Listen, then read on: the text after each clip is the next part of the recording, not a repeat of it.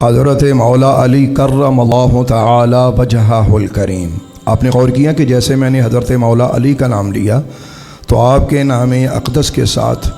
کرم اللہ تعالی وجہہ الکریم کہا۔ یہ آپ کا ایک اعزاز ہے کہ صرف آپ کے نام اقدس کے ساتھ ہی کرم اللہ تعالی وجہہ الکریم کہا جاتا ہے، اور اس اعزاز کی کئی وجہ ہیں،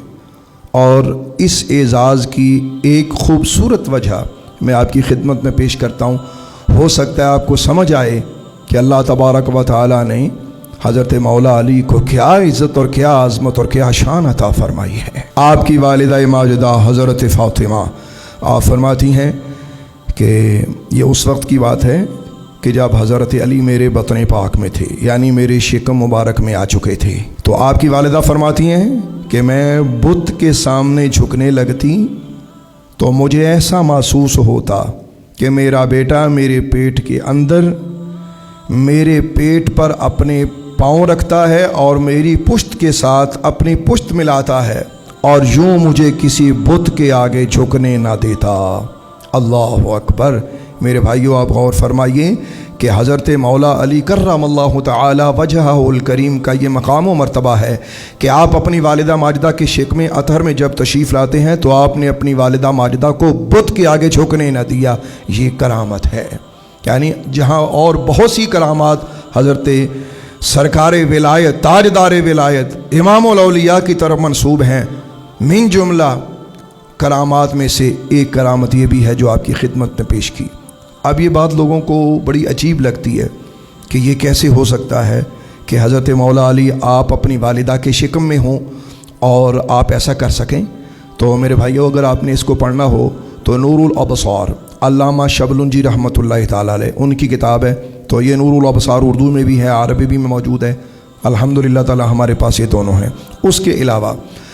اہل حدیث حضرات کے بہت بڑے عالم نواب صدیق حسن خان بھوپالوی، انہوں نے اپنی کتاب تکریم المومنین میں بھی اس روایت کو نقل کیا ہے۔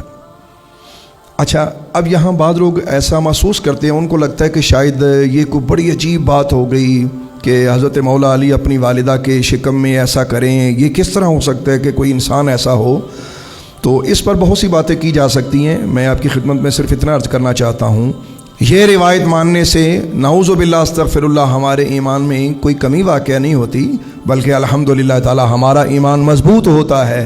کہ اللہ نے سرکار دو عالم علیہ الصلاۃ والسلام کو کتنی کتنی عظمت و شانوں والے لوگ عطا فرمائے ہیں کہ جن کے مصاحب ایسے ہوں وہ آقا کیسا ہوگا۔ لیکن اگر پھر بھی یہ روایت کسی کو برداشت نہ ہو تو میں اس کو سمجھانے کے لیے ایک اور چیز آپ کی خدمت میں پیش کرتا ہوں، اور وہ قرآن پاک کی آیت سے ثابت ہے۔ یہ کتابوں کے حوالے دیے میں نے، لیکن یہ جو ابھی پیش کرنے جا رہا ہوں یہ قرآن پاک کی آیت سے ثابت ہے۔ اللہ اکبر۔ حضرت زکریا علی نبینا علیہ الصلاۃ والسلام نے جب اللہ تبارک و تعالیٰ کی بارگاہ اقدس میں دعا کی کہ اے اللہ تعالیٰ مجھے اپنی جناب سے ستھرا بیٹا عطا فرما، تو ان کی دعا قبول ہوئی۔ تو ان کی دعا کی قبولیت کے بعد جو ہوا تو قرآن سے یوں بیان فرماتا ہے، اللہ تعالیٰ ارشاد فرماتا ہے فَنَادَتْهُ الْمَلَائِكَةُ وَهُوَ قَائِمٌ يُصَلِّي فِي الْمِحْرَابِ أَنَّ اللَّهَ يُبَشِّرُكَ بِيَحْيَىٰ مُصَدِّقًا بِكَلِمَةٍ مِّنَ اللَّهِ وَسَيِّدًا وَحَصُورًا وَنَبِيًّا مِّنَ الصَّالِحِينَ، کہ حضرت زکریا علیہ السلام عبادت کر رہے ہیں، آپ نے اپنی عبادت خانے میں دیکھا کہ ایک خوبصورت نوجوان کھڑا ہے، اور وہ نوجوان حضرت سیدنا جبریل امی تھے۔ اللہ اکبر۔ حضرت سیدنا جبریل امی نے آپ کو باقاعدہ حضرت یحییٰ علیہ السلام کے پیدا ہونے کی، یعنی ان کی ولادت کی خوشخبری دی، اور حضرت یحییٰ علیہ السلام کے اوصاف گنوائے کہ اللہ تبارک و تعالیٰ آپ کو خوشخبری دیتا ہے ایک بیٹے کی جس کا نام یحییٰ ہوگا، اور اس کی شان یہ ہوگی مصدقا بکلمۃ من اللہ، کہ وہ کلمۃ اللہ یعنی حضرت عیسیٰ روح اللہ کے مصدق ہوں گے، ان کی تصدیق کریں گے، وہ سیدہ اور وہ سردار ہوں گے، وہ حصورا اور وہ عورتوں سے الگ رہنے والے ہوں گے، وہ نبی من الصالحین اور پاکیزہ ترین انبیاء میں سے، یعنی ہر نبی پاک ہوتا ہے تو یہ ان پاکوں کے گروہوں میں سے ایک ہستی حضرت یحییٰ بھی ہوں گے۔ میرے بھائیوں، جو قرآن پاک کی آیت میں نے آپ احباب کی خدمت میں پیش کی ہے فَنَادَتْهُ الْمَلَائِكَةُ، اسی آیت کے تحت مفسرین کرام نے اس واقعہ کو نقل کیا ہے کہ حضرت یحییٰ علیہ السلام کی والدہ حضرت عیسیٰ علیہ السلام کی والدہ سے ملنے گئیں، اور یہ دونوں آپس میں بہنیں تھیں۔ یعنی یوں سمجھ لیں کہ حضرت عیسیٰ و حضرت یحییٰ علی نبینا و علیہم السلام دونوں خالہ زاد بھائی ہیں۔ جب حضرت یحییٰ کی والدہ حضرت عیسیٰ علیہ السلام کی والدہ کے قریب گئیں تو انہوں نے جا کے کہا کہ بہن میں امید سے ہوں۔ حضرت عیسیٰ علیہ السلام کی والدہ نے کہا میں ابھی امید سے ہوں۔ تو حضرت یحییٰ علیہ السلام نے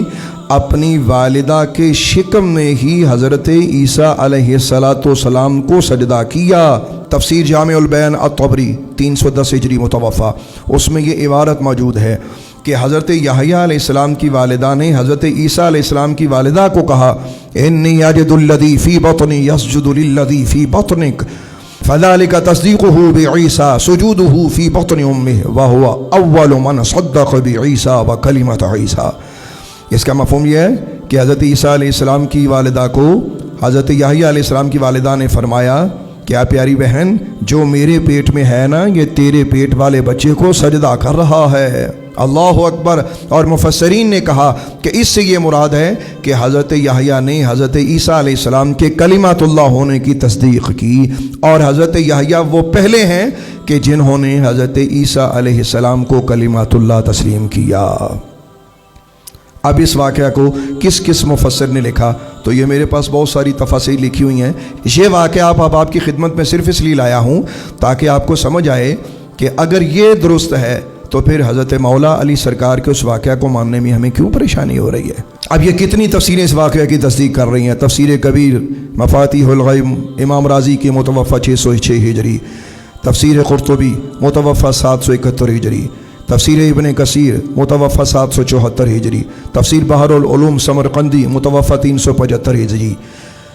بلکہ اس تفسیر سمرقندی میں تو یہ بھی لکھا ہے کہ سجد یحییٰ بالتحیۃ عیسیٰ وکل واحد منہما کان فی بطن امہ، کہ حضرت یحییٰ نے جو حضرت عیسیٰ علیہ السلام کو سجدہ کیا تھا تو وہ سجدہ تحیت تھا، یعنی کہ